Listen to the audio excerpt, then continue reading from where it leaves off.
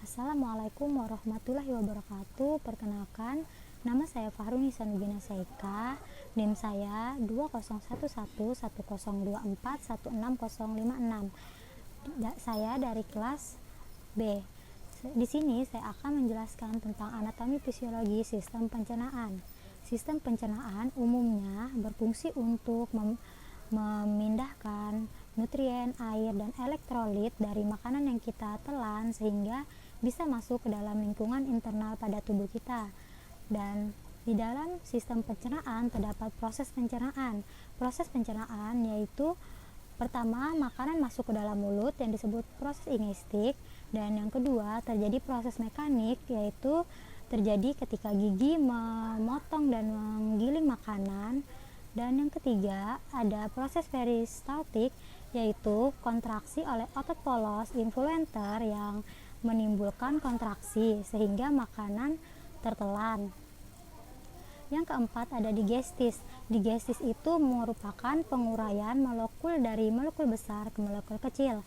Yang kelima ada absorpsi. Absorpsi merupakan penyerapan yang disebabkan oleh pergerakan produk akhir agar mudah untuk diserap oleh tubuh. Dan yang keenam ada egistis atau defikasi. Defikasi merupakan proses eliminasi zat-zat yang tidak berguna lagi untuk pencernaan, kemudian akan berubah menjadi feses. Ini saya akan menjelaskan tentang anatomi fisiologi pada sistem pencernaan.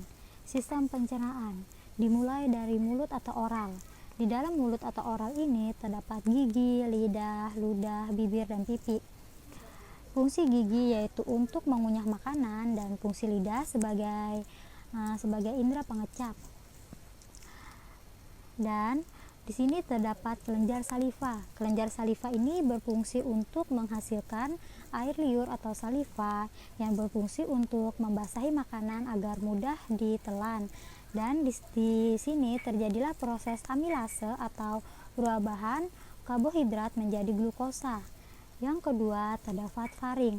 Faring ini mendorong makanan yang dihasilkan oleh kontraksi otot-otot, kontriktor variangle dan paratal. Yang ketiga ada esofagus. Esofagus ini berfungsi sebagai penyalur makanan dari mulut ke lambung. Yang keempat ada fungsi gaster atau lambung. Lambung memiliki 3 fungsi, yaitu untuk tempat penyimpanan makanan sementara sebelum disalurkan ke organ selanjutnya. Yang kedua untuk memecahkan dan mengaduk makanan dengan cara mekanisme dengan gerak peristaltik. Yang ketiga yaitu untuk mencerna dan menghancurkan makanan dengan bantuan enzim yang ada di dalam lambung. Seperti contohnya enzim ada di dalam lambung yaitu enzim HCl, pepsin, dan renin. Kemudian yang kedua ada usus halus. Usus halus ini terbagi menjadi 3 yaitu usus duodenum atau usus 12 jari, dan ada usus jejunum, kemudian ada usus ileum. Usus halus ini berfungsi untuk menyerap makanan. Dan selanjutnya ada usus 12 jari. Usus 12 jari memiliki 3 jenis usus, yaitu kulon transversum, dan ini merupakan kulon transversum. Kemudian ada kulon ascendens dan kulon descendens. Usus besar ini berfungsi untuk menyerap air, menyerap vitamin, dan mengurangi keasaman dan melindungi tubuh dari infeksi, kemudian dapat membentuk antibodi. Yang ketujuh ada rektum. Rektum sendiri berfungsi untuk menerima sisa makanan yang sudah menjadi feses untuk disimpan. Dan ada yang kedelapan ada anus. Anus sendiri berfungsi untuk tempat pembuangan atau tempat keluarnya feses. Organ-organ yang membantu sistem pencernaan. Yang pertama ada hati. Hati ini memiliki fungsi untuk memetabolisme glukosa, protein, dan lemak. Yang kedua itu untuk menetralisir dan menghancurkan racun. Yang ketiga untuk memproduksi empedu. Yang ke-10 ada pankreas. Pankreas ini berfungsi untuk memproduksi enzim yang kemudian akan dilepas di usus 12 jari untuk membantu pencernaan lemak, protein, dan karbohidrat secara kimiawi.